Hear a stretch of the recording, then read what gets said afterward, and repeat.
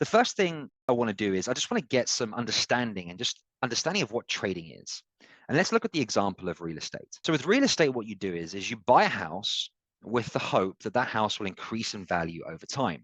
And if it does, well, you make money on that. Well, trading is similar. Trading is where you study an asset, whether it's a currency pair, whether it's a stock, whether it's a commodity. And your goal is to decide whether that asset will increase in value or it will decrease in value. And the difference is where you will make your money. So the principle is this, right? Just to make things super simple for those of you that are brand new to trading, okay? So we've got time here at the bottom. We've got the asset value here, right? And your asset can be any one of multiple things, right? It can be oil, it can be anything, right? Here is more value, here is less value, right? So what is your goal? Well, the price will be fluctuating up and down. And a trader needs to do their due diligence, and we'll speak about that in a second about how you do that. But trading is the skill of deciding the future value of that asset. Is it going to go up or is it going to go down? So let's look at this in more detail. How do you actually trade? Well, let's break it down into 4 very simple steps. The first step that you need to do in order to trade is you need to analyze the asset that you are working on. There we go. Analyze the asset. Okay, so your asset could be a stock, could be a currency, it could be a commodity. And your goal is, well, you need to analyze that. So how do you analyze it? Well, fundamentally, there are 2 mechanisms of analysis when it comes to trading. You have what we call fundamental analysis, and then you have what we call technical analysis. And really, you want to have a combination of these 2, which is what all of our instructors use. So fundamental analysis, this is where you study the news and the impact of the news on the price of the asset that you are studying. That's the first element. Technical analysis, this is where you study the movement of the price, right? The movement of the price with time. Has it gone up? Has it gone down? What's the movement been like? And by combining these 2 analytical methods, okay, and don't be fooled by the simplicity of them, right? Because none of this is easy. The market won't just give you money. You need to understand how to do these 2 things. But by combining these 2 methods, that puts you in an ability where you can make a judgment call of whether that the asset value will increase or it will decrease. Now, the next thing you need to do is you need to decide on your risk. So what is that? Well, let's simplify it. Essentially, when you decide on your risk, what you're doing is you're allocating how much money you want to invest into the trade.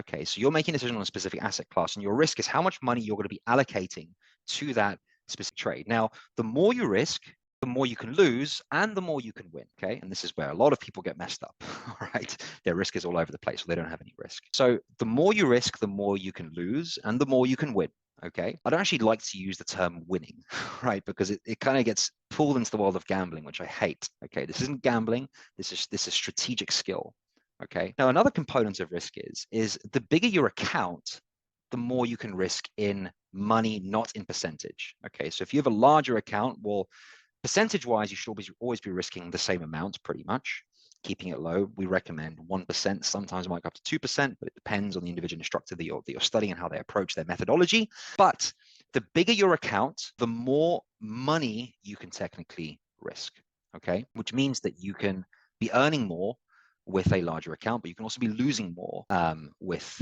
a larger account. Okay, so now you've allocated your risk.